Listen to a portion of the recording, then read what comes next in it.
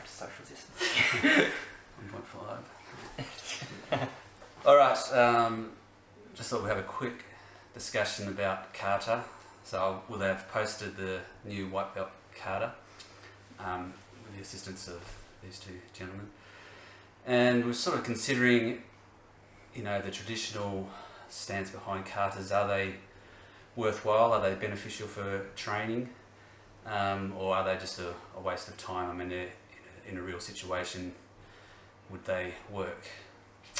So yeah, what do you? I mean, Eric here, judo background, very traditional style of kata as part of their grading system. Probably has a different view on kata than sort of the more modern BJJ practitioners. So maybe get your thoughts first, Eric. All right. Well, I think from my point of view, kata is very beneficial. Like the point of kata I've been taught is you take a technique or a sequence and you put it into a context that makes sense, but also strip it down and demonstrate the principles, and then you're literally focusing on the principles itself of the technique in such a way that it will work. And then after repeating the kata so many times, it becomes innate, becomes something. I think kata is great for progression, but it will help. But you do need a balance. It's not just. I can't disagree with the way that's been described, that people just do kata right up till they get their higher belts, and all of a sudden they've had no experience of actually using the techniques in a real situation. So yeah, that's good. So it's really, I was saying before, in a real situation, you're probably going to not get that technique perfect, but it's ingrained in you. It's more instinctual. So that's probably what you're trying to aim for. You're practicing with like the pure technique. So when you have to brush it out straight out of your head, it's there. The actual form's there, but it might not be perfect, but it's there. Yeah, exactly. What are your thoughts, Tyson? Well, I just thought of something that I saw a while ago about what's, at least in the context I saw it, called the grey zone. So you've got sort of at two ends of the spectrum, you've got, maybe the white is just pure, like non-resistant drilling and kata, and at the black end you've got just free rolling with no instruction at all, and then everywhere in between is varying shades of grey. And especially when you start out, like, you can't just throw someone into the deep end and say right to the black end, right to the free sparring end. You're just going to kill them and they're just not going to show up again. And so at least early on you want to be doing a lot more stuff in the pure white kata drilling zone.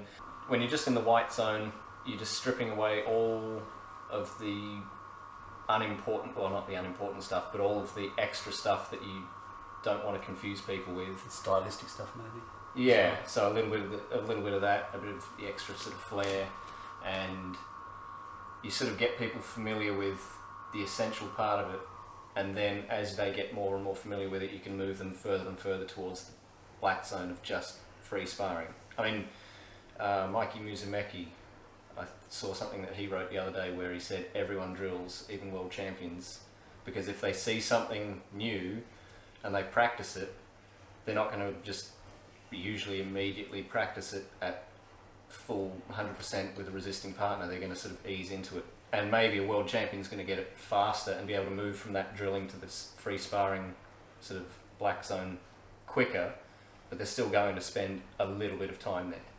And so as you get better and better, you don't have to spend as much time drilling and doing kata, but you do have to start. Whenever you see something new, you have to start off just doing it in the white zone. Did you have anything else to add? Well, yeah, sort of what Tyson's saying, but like kata reduces complexity, and removes, as you said, the style. So when you teach someone a form through a kata style of teaching, you're not teaching. They're not trying to copy a style; they're trying to copy a principle. So it's not. So they're not going to be. You're not going to get someone like Tyson, teaching his style. He's teaching his principles. So then someone else can develop their style, the same principles. Yeah, I think also the important thing about kata or drilling is being able to develop your ability to visualize yourself moving in space. And I was quite surprised that a lot of people can't visualize things very easily. I do it in third person, which freaks me out because I don't do it in third person, obviously. I mean, it comes naturally to me, I guess, because I'm creative. Like, that's what I do for a job. I'm an architect, so I can sort of visualize myself in spaces that I'm creating quite easily. But I think some people can't do that. So I think this sort of gives us opportunities to visualize and practice things in our heads more easily, maybe. Sort of like it gives you a map of the territory. Yeah. Don't mistake the map for the territory, as Ian McGilchrist would say. But you do need a map. They're very useful. Right. Anything else? I think one thing also that kata does is it really gives a place for the person's level of progress individually, and that's why you do step by step, white belt up through to black belt. Like you were saying before, you can't just start here and go straight up to the next. This is sort of progression. And for me, judging people, giving them belts, giving them stripes, giving them belts, I need to know where that level is, and sort of the ability to perform a kata without even thinking. So the aim is to perform it without your conscious mind going through Mushin. Yes, like the Last Samurai. Yeah. Mushin. No mind. No mind. No mind. So performing it without thinking, without thinking every mechanical step, just doing it without thought. So that's the main aim, I guess. And to refer back to our Saber Chronicles video, that's what McGilchrist would say is like the right, left, right. You see something for the first time, you should break it down into explicit parts, and you practice those, and then you have to put it back into a proper performance where you're not thinking about any of those details again, and it's second nature. That's the proper pathway of new things. Now, the one thing I think is an issue, difficult with Jiu-Jitsu in particular, is just the amount of techniques there are. The volume and it goes on and on, it evolves, and you figure one thing out and then the whole game has changed and you have to move along. So it's hard to tie down specific techniques for each level or belt level. But there are some important things. It's more about the movements and body positions and linking techniques up in a flowing sort of manner. I think so. That's what I try to focus on. Any thoughts on that? I mean, there are a lot of techniques in judo as well. Yeah. What is it about those techniques in the kata do you think that are important? The one that I did for my black belt, I guess it's just the first.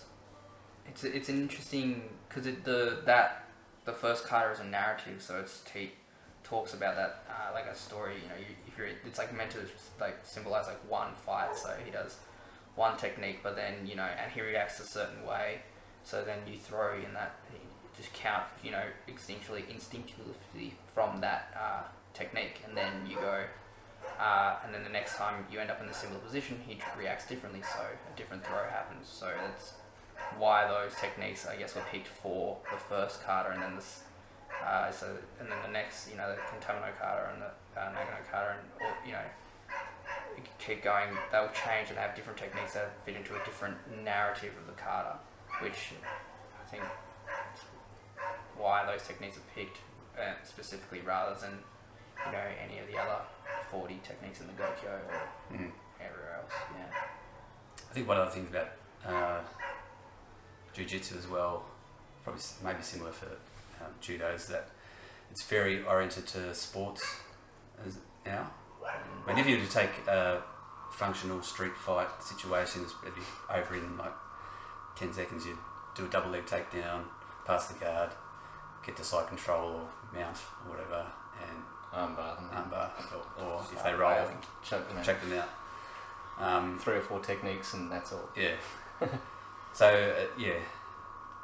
about the art side of it is learning the bigger picture and how everything goes together. Kata is also like with the sports side, is pushing that team effort, because without like with judo, uki and tori, without them working together, the kata doesn't work. And same in jiu-jitsu, the partners don't work together. If like I don't react the right way, Tyson's technique won't work. He'll have to use he'll do something different. That's like free sparring. Yeah, because you're trying to stop me, and then I'm trying to counter that, and you're countering the counter. Yeah, so he learns to react to a certain move or a certain position, rather than reacting to all again, it's like we said, the excess information. So it's working together for setting up these situations so we can learn those situations. And I think just something else on like familiarity with the technique. If you don't understand a technique well enough, you never actually end up using it in sparring. Yeah. And that's one of the people often kind of drill something until they barely get it, but then when they go to try and use it in a free roll or whatever, they don't do it successfully because there's just a little bit too much variation, and they can't deal with it, they can't adjust in real time because they're just not quite familiar enough with it. And then they just say, well, I'm just going to leave it and do what I normally do anyway, and that sort of stunts your development and your growth. It's whatever you call on as an instinct.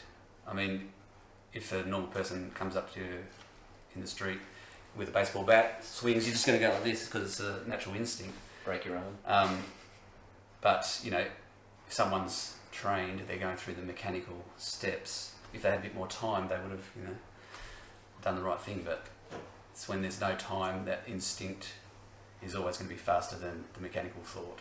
So that's what the sort of drilling in kata is all about. It's trying to override the initial or those basic instincts with something else. That's the aim, I think. Yeah. Good. Covered it. Good. Thank you. So this